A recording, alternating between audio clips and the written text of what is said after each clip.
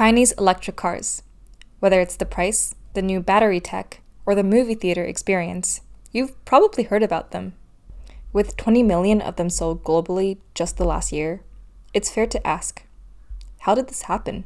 In this video, I'll cover how Chinese electric car makers specifically designed them for the local population, and why the shift to EV is a necessity for China. Some are economic reasons, cost of production, government subsidies, but I'm wondering, why are they made by smartphone companies? And what does this mean for safety? Also, what draws Chinese consumers to buy them in the first place, when it all started as an experiment? One of you asked, why are cars replacing physical buttons with digital screens? Are we moving towards modern cars, digital screens for the sake of modernization? Or is there actual science in the utility and safety behind this design? To answer these questions, let's start from the very beginning when electric vehicles were first expanded in China. In 2009, the country was fighting demons. Several of them. Hardships from the 2008 financial crisis, rough air pollution, and economic dependence on imports, notably oil. When it came to cars, they were great at manufacturing them, but there weren't any domestic brands that could rival foreign competition. The government thought, it might be risky, but let's try cars that are entirely powered by batteries. It was a risk because at that time, EVs were only niche experiments made by car brands like General Motors or Toyota, and cars were discontinued as quickly as they were made. So, to conduct their own experiment, China began handing out financial subsidies and tax breaks. Just a little bit, just a small lending hand of 200 billion RMB. They gave them to EV companies to produce electric buses, taxis, and cars. Car companies found it way easier to pump out electric cars rather than traditional gas cars, which meant they're able to lower prices when selling them to consumers. And if money isn't enough, here's a sprinkle of new policies, a pinch of incentives. On the road, they use this concept called 限号, or 限行. It's a restriction method where you can only drive on the road if your license plate ends in a certain number. For example, if your license plate ends with the number 1 or 6, you cannot drive on Mondays. 2 or 7, no for Tuesdays, and so on. If you tried, you will get fined. Unless you drive an electric vehicle, in which case you will get a green license plate. So this 限行 policy only applies to blue license plates, but if you have a green one, you can drive every day, anytime, any minute. Blue license plates were used for conventional internal combustion engine vehicles, gas vehicles, and are heavily rationed in major Chinese cities like Beijing and Shanghai. And you actually had to win a bidding process to get a blue license plate. It's sounding pretty convenient to drive an electric car in China. Look, green, here's an electric moped, another green one. These incentives, policies, subsidies all led to the shift towards EV cars, ultimately curbing pollution, lowering car prices, and shifting from gas to electric energy usage. What's interesting is that all of the biggest EV car companies in China today did not start off selling cars. BYD started producing batteries for electronics in the 90s. Xiaomi started producing smartphones. This is oddly similar to how things have panned out in the US, but for AI. In China, all of these tech companies have pivoted from building something to all building cars.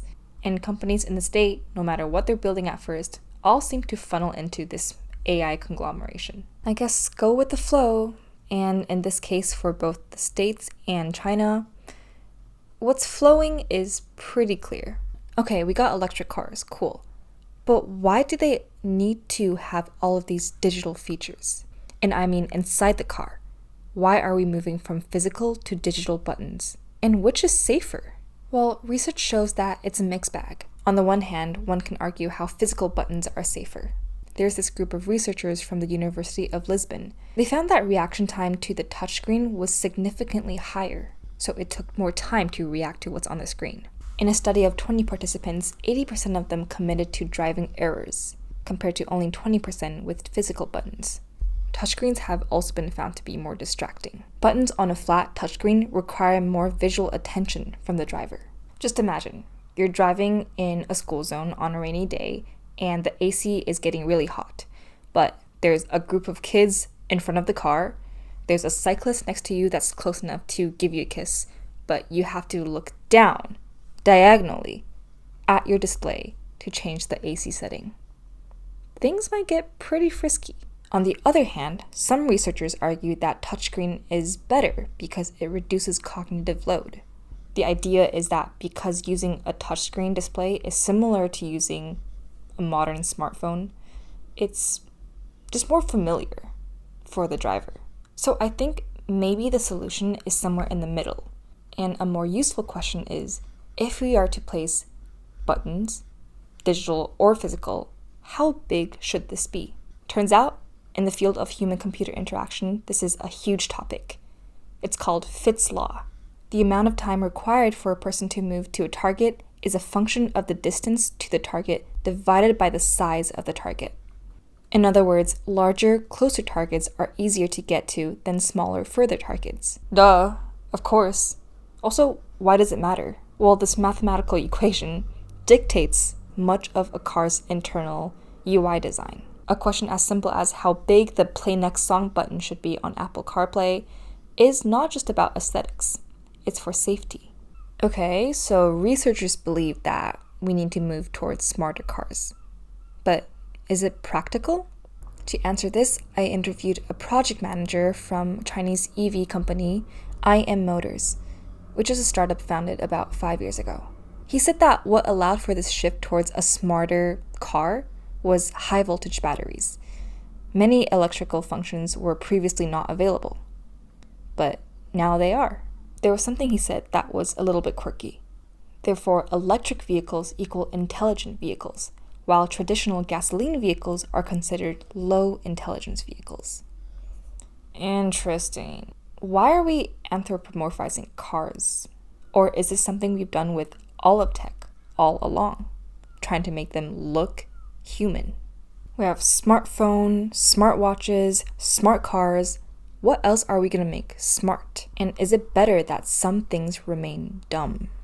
For instance, a kettle. The life purpose of a kettle is to boil water. But we've got all of these variations of smart high-tech kettles that boil the water to different degrees. Realistically, how often do we use these features? What do you think? Down in the comments, tell me your thoughts about what should be smart and what should stay dumb. Because at the end of the day, the value of an object lies in whether or not it solves a problem. Does making things smart mean solving more problems? So what about the consumers of China? What is their attitude towards EV and why do they keep buying them? A report from McKinsey reported the top preferences for local populations. The growth of electric vehicles in China is fueled by this idea that they are designed specifically for Chinese users. So what do they prefer? They did an analysis for 10 models, asking the question, what do customers actually care about? Why do they want an electric vehicle? Most of the feedback is pretty self-explanatory, like it has a low cost, it feels safer, it's able to travel X distance for a single charge. There's one interesting trend: internet connectivity. We now see smart cockpits integrated with apps such as WeChat. Now it makes sense why these car companies started off as smartphone companies or software companies. The Xiaomi car displays can use the same operating system used in the Xiaomi smartphones. Oh, and movie theaters. Yeah, you can literally roll down screens to watch movies. A lot of them also have voice-activated assistants. Hi, Nomi. 对的，提醒我下车时拿包裹。好的，我会在下车提醒你拿包裹。要下车了，记得拿包裹哦。 They can close the window for you, change the temperature setting, switch songs. Over the New Year, my brother and I were in China, and we were actually in one of these taxis, or Didi to be specific, and the driver was driving an electric vehicle. I was in the front seat, my brother was in the back. We realized there was that voice assistant, so we looked at each other and proceeded to troll the driver. Don't do this at home. We asked the weather, we asked it to sing a song, we asked it to tell us where the driver was driving us, and the driver got a good laugh out of it as well. I just thought it's interesting how anyone in the car can activate this assistant. And as field research, I asked those DD drivers of their experience with electric cars. And for basically everyone I asked, they loved it. They say the acceleration is great, it's safe, it costs less than gas cars, basically everything in that report. Before, car brands were a big symbol of societal status. I mean, it still is. But back then, people would buy Mercedes, Benz, Audi to show that they're rich.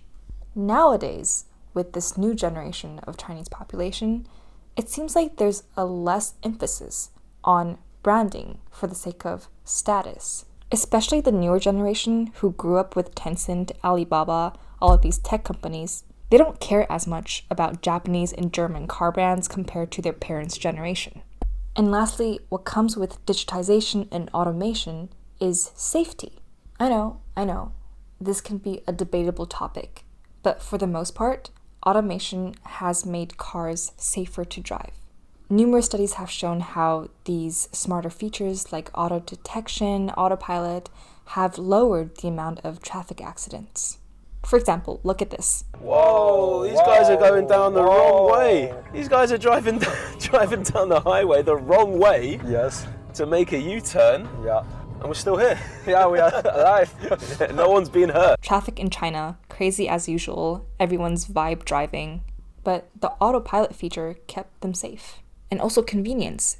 Nowadays, you can drive up to one of these battery swapping facilities to get your battery swapped instantly so that it's as quick as getting gas. So what's next? Well, we've got flying cars. I'm just, like a lockdown.